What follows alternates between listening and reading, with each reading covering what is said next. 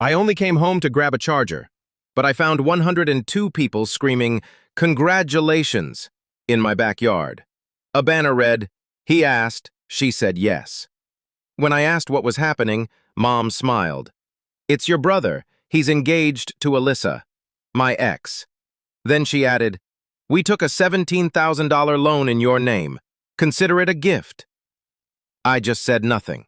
Froze. Then I opened my phone, clicked twice, and said 5 words. In 12 minutes, one file reached 102 people. "I told you he'd ruin it. He's always had that jealous look in his eyes," my mother muttered, not even trying to whisper. I was still standing there, the front door barely closed behind me, keys in my hand, backpack slung over one shoulder, staring into my childhood backyard, now covered with streamers, rented white chairs, a massive tent, and over 100 people clapping at me. Or so I thought. Until I turned and saw the banner again. "He asked, she said yes." And underneath it, a 10-foot-wide printed photo of my brother Mark down on one knee, holding a ring in front of Alyssa. My ex. My actual ex. Not a high school crush. Not a casual date. A real ex. Lived together for 2 years. Thought we'd get married. Ugly breakup type of ex. My mouth went dry. The cheap Bluetooth charger I'd driven 25 minutes to pick up suddenly felt like a joke, like I'd walked onto a stage in a dream, naked and confused. Then Mom appeared beside me. She was smiling, beaming, her voice warm, fake as ever. "It's your brother. He's engaged to Alyssa," she said.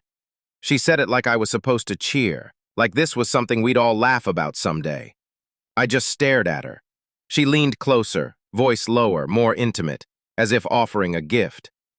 "Oh, and we took a $17,000 loan in your name to cover the engagement party. Consider it our gift to them, from you." I didn't respond. I couldn't. Something behind my ribs cracked, not audibly, but I felt it. Like some part of me that had bent too far for too long had finally given out. People were still cheering. Someone released confetti. A woman I didn't recognize was taking selfies with Alyssa. Mark was laughing. Alyssa saw me and looked away. I didn't scream. I didn't throw anything. I didn't even walk forward. I just stood still. Then I reached into my pocket, unlocked my phone, tapped twice, and said 5 words. "Check your phones, right now." 12 minutes later, every single one of the 102 guests had received a file. By minute 15, the backyard was silent. And that was only the beginning of the silence. I didn't even stay to watch the fireworks. I walked past the catering trays, the champagne tower, the slideshow of their love story playing on a projector near the tool shed. I walked through the crowd as people started checking their phones, first confused, then disturbed. Didn't run.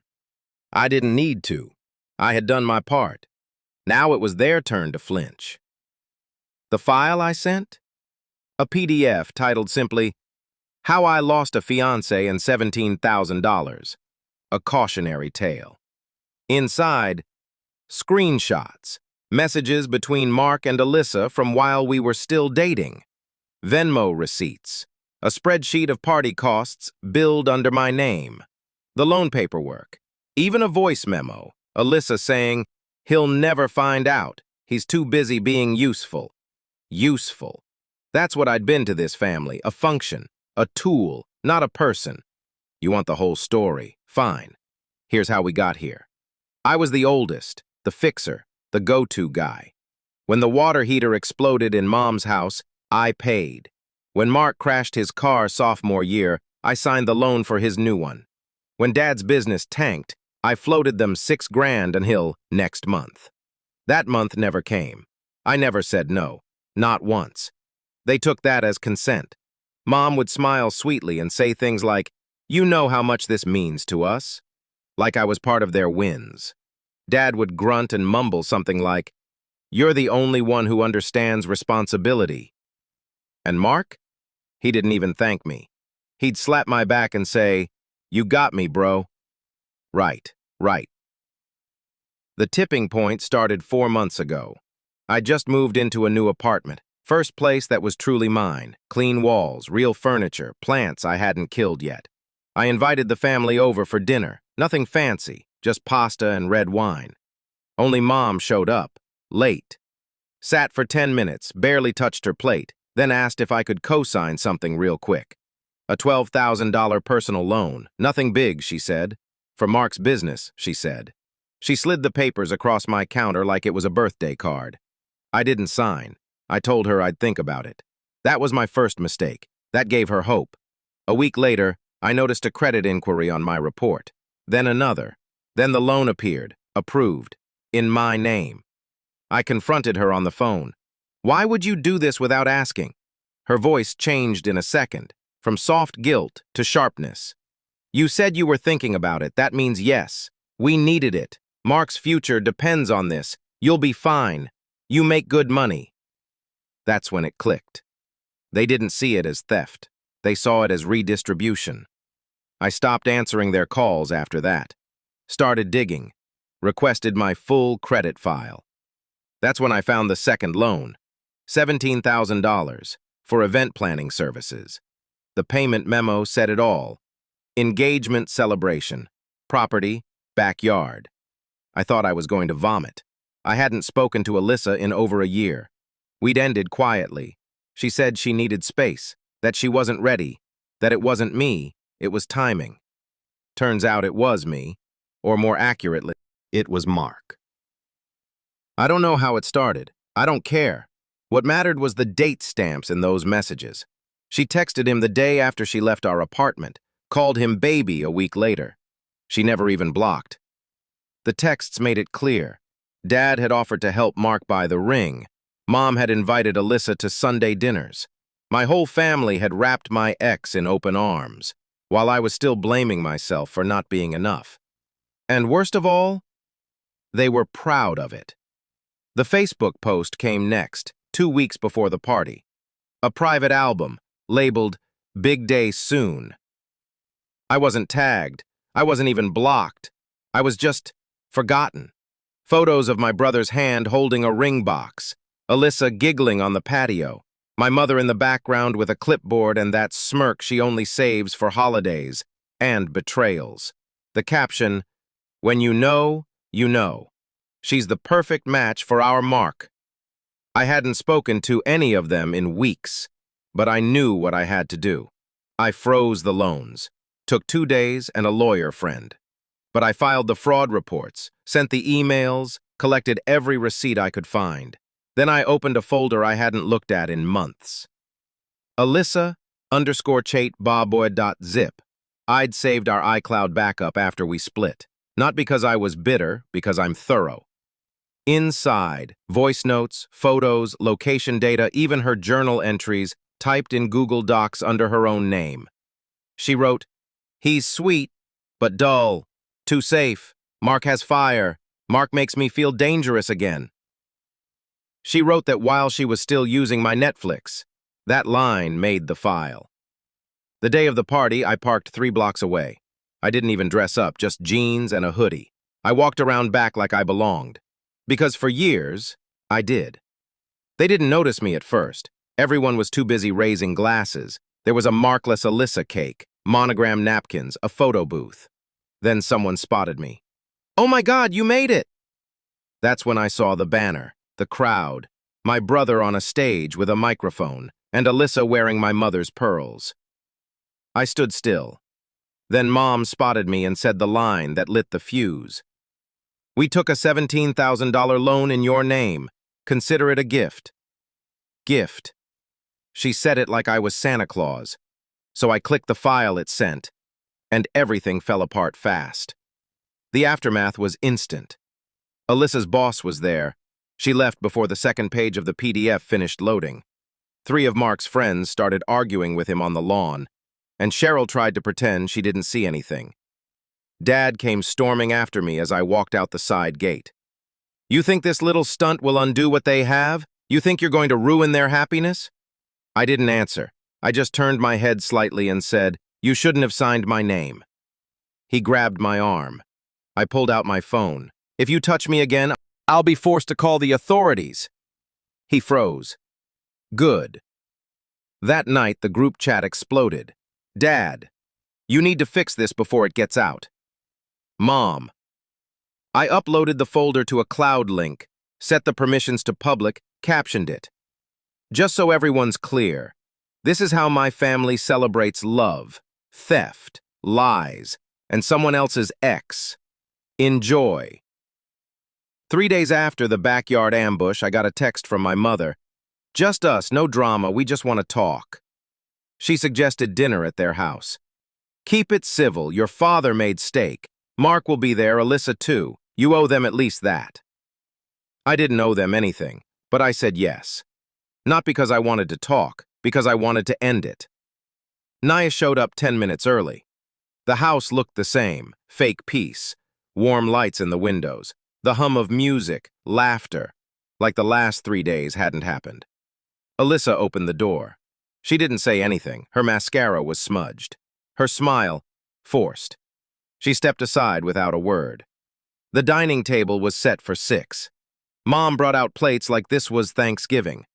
Dad poured himself wine. Mark sat at the end, arms crossed, jaw clenched. Can we all just, Mom started, then exhaled. Can we just talk? No one spoke, so she kept going. This is all a misunderstanding. The loan, we thought you said yes, and the Alyssa thing, look, relationships are messy. You were over it. It just happened. It didn't just happen, I said flatly. Her lips twitched. We wanted to do something nice, for Mark, for the family. We weren't trying to hurt you. I nodded slowly, then reached into my bag and pulled out the folder. It wasn't thick, but every page was a punch. I laid it in the center of the table. What's that? Dad asked, already annoyed. Truth. I slid the top sheet toward them, a loan contract.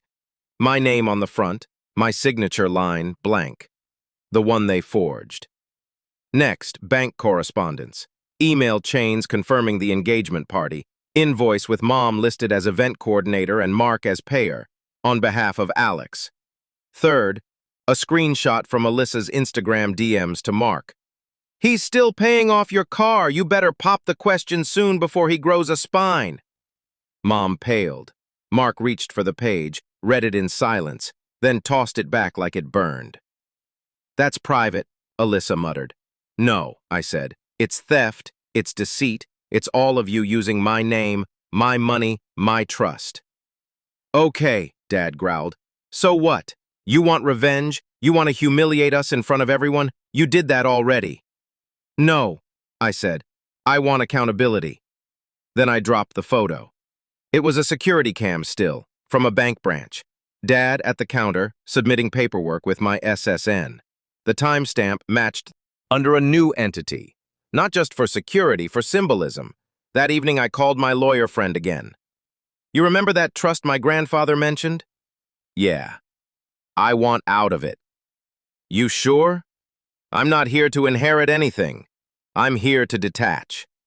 I didn't tell them. They'd find out when the next emergency came. I changed gyms, changed grocery stores, canceled every subscription I'd once shared with any of them. Netflix, gone. Spotify, deleted. Even my Amazon Prime account, the one I knew they still used for family orders, was shut down. Then I did the final thing. I moved. Not far, just enough. I've been eyeing a place uptown for over a year, a top-floor corner loft, exposed brick, full light, key code access, underground parking. I signed the lease the same day I got the text from Mark. She's gone. Good. Let them handle whatever came next. I was already gone. 3 days after the move, someone knocked on my old apartment door. It was Dad. My old neighbor called me. There's a guy here pounding the door like it owes him money. I never responded. 2 days later, it was Mom. She left a note on the old welcome mat. Just one sentence. Please don't do this. I didn't. They already had. I spent the next month rebuilding everything in Silas. I finally took the trip I'd been postponing for 3 years.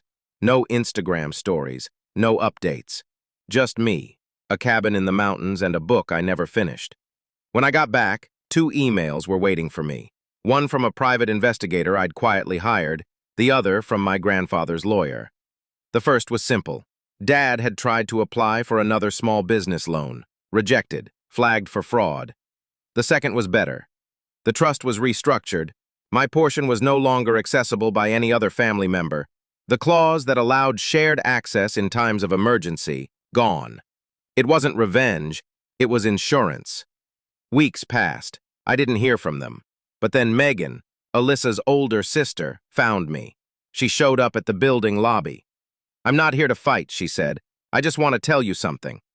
I hesitated, but let her in. We sat on the small sofa by the elevators. I didn't offer her water. She didn't expect any. She looked down at her phone, then at me. She left the state. Alyssa moved back with her mom in Ohio. I didn't ask why. "She blamed you," Megan continued. "But I know better.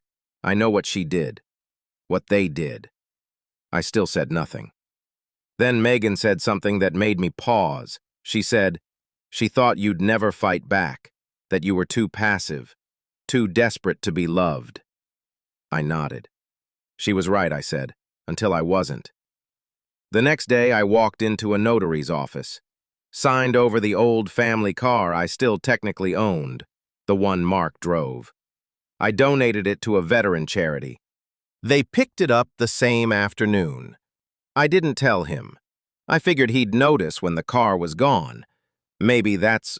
Every quiet click of disconnection was a brick back into place.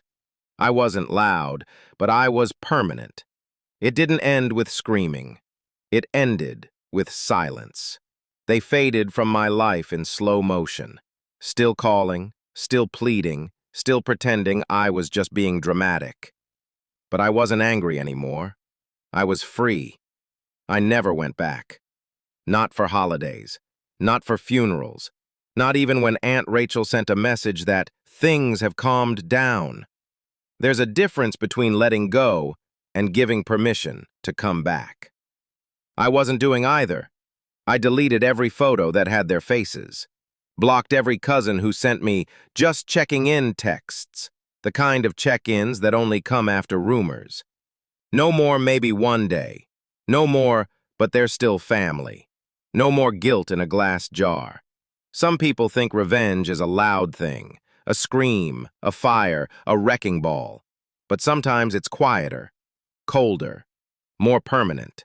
Like walking past the bakery your dad loved and not flinching. Like seeing your brother's name on a missed call and not even bothering to delete it.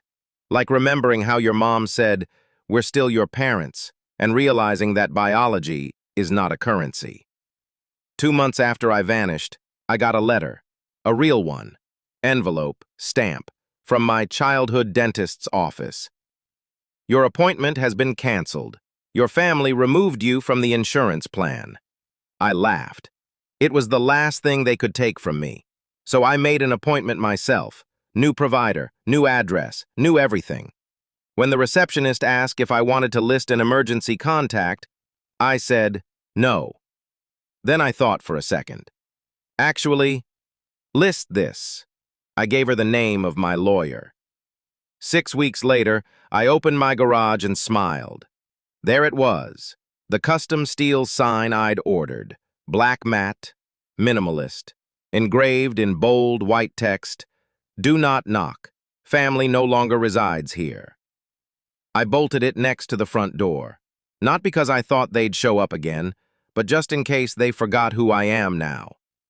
I'm not the emergency contact. I'm not the safety net. I'm not the charger they forgot until the battery died. I'm not the fool who makes other people's dreams affordable. I'm the ghost of every boundary they broke, now rebuilt with steel and stone. And the next time they think about using my name, they better ask a banker.